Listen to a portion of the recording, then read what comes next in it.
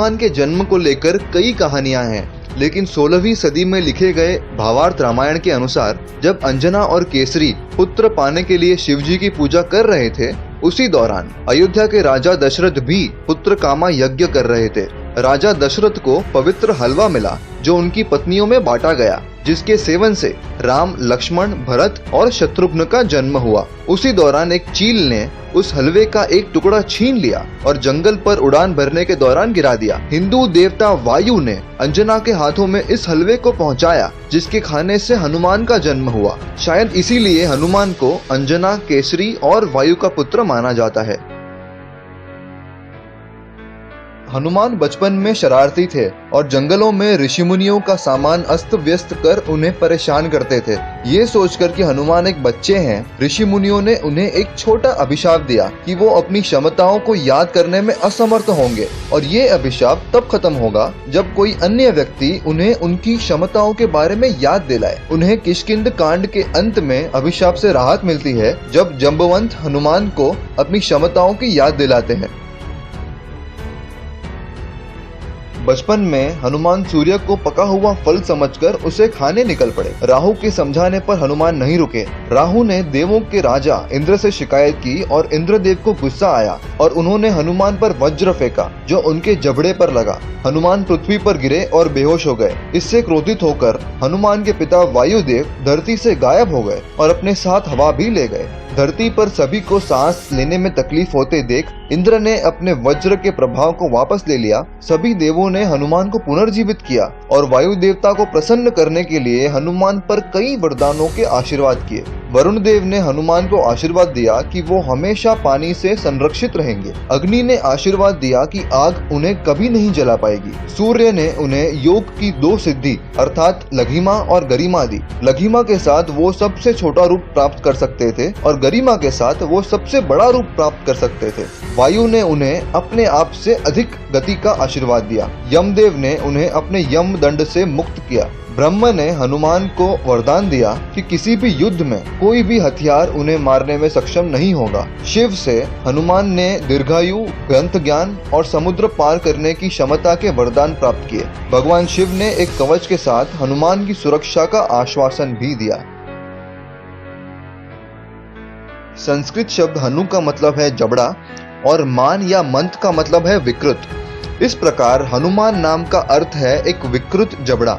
एक अन्य सिद्धांत के अनुसार ये नाम संस्कृत शब्द हान यानी मारे गए और मान मतलब गर्व से निकला है। इसका मतलब है जिसका गर्व नष्ट हो गया हो वो हनुमान। कुछ जैन ग्रंथों में उल्लेख है कि श्री हनुमान ने अपना बचपन हनुरा नाम के एक द्वीप पर बिताया था, इसलिए उनका नाम हनुमान है।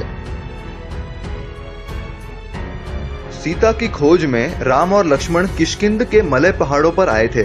सुग्रीव और उनके भाई वाली के बीच युद्ध की स्थिति थी और सुग्रीव को लगा कि वाली ने इन लोगों को उन्हें मारने के लिए भेजा था। सुग्रीव ने हनुमान को पता लगाने कहा कि वो लोग कौन हैं और वहाँ किस कारण आए हैं।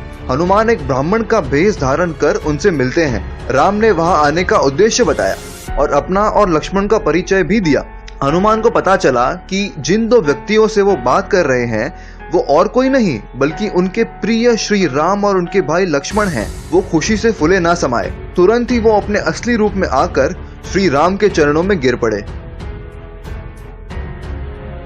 एक बार हनुमान ने सीता को सिंदूर लगाते देखा। उन्होंने उनसे सिंदूर का उद्देश्य पूछा। तब सीता ने जवाब दिया कि ये भगवान राम के स्वस्थ और लंबे जीवन के लिए था। तब हनुमान ने भी भगवान राम के लंबे जीवन के लिए अपने पूरे शरीर पर सिंदूर लगा लिया। इसीलिए मंदिरों में हनुमान जी की प्रतिमा का कलर केसरी होता है। लंका को नष्ट करने के बाद जब हनुमान लौट रहे थे तब उन्होंने समुद्र में स्नान करके खुद को ठंडा किया। जब वो ऐसा कर रहे थे तो एक मछली या मगरमच्छ ने हनुमान के शरीर से निकला हुआ कुछ पसीना निगल लिया और इस तरह मकर ध्वज की रचना हुई, जिन्हें हनुमान का बेटा माना जाता है। लंका युद्ध के दौरान रावण के भाई अहिरावण राम और लक्ष्मण का अपहरण कर उन्हें पाताल लोक ले जाते हैं। उनको खोजते हुए हनुमान पाताल पहुंचते हैं, लेकिन द्वार पर उनके ही पुत्र मकर ध्वज का पहरा होता है, जिनसे लड़कर हनुमान को पाताल में प्रवेश मिल जाता है। हनुमान ने पता लगाया कि अहिरावण की जान 5 दिशाओं में रखे हुए दीपों में बसी हुई है और उनका वध करने के लिए इन 5 दीपकों को एक साथ बुझाना जरूरी है। इसीलिए हनुमान ने पंचमुखा रूप धारण किया। वराहा, नरसिम्हा, गरुड़, हेयग्रीवा और हनुमान खुद, इस पंचमुखी रूप से हनुमान ने 5 दीपकों को एक साथ बुझाया और राम और लक्ष्मण को बचाया।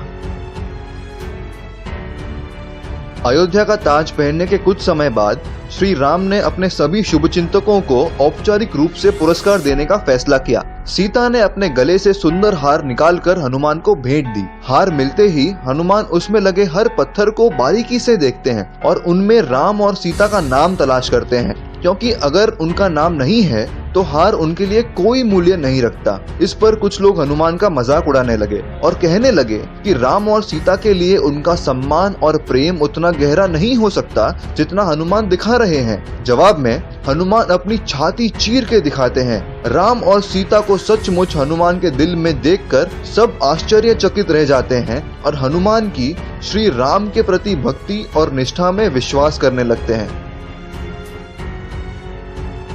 संत तुलसीदास भगवान राम के भक्त थे और हर शाम वाराणसी घाट के पास रामचरितमानस पढ़ते थे।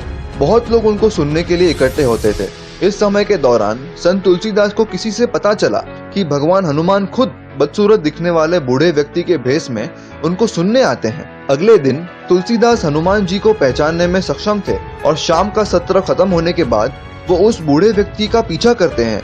हनुमान जी से मिलते ही तुलसीदास उनके पैरों में पड़ जाते हैं। तब उन्होंने भगवान हनुमान को प्रसन्न करने के लिए हनुमान चालीसा लिखी थी। श्री हनुमान का वर्तमान संकट मोचन मंदिर उस जगह पर है जहां संत तुलसीदास को हनुमान के दर्शन हुए थे।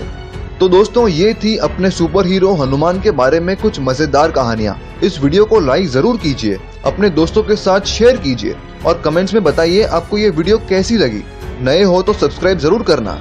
जय बजरंगबली, जय हिंद।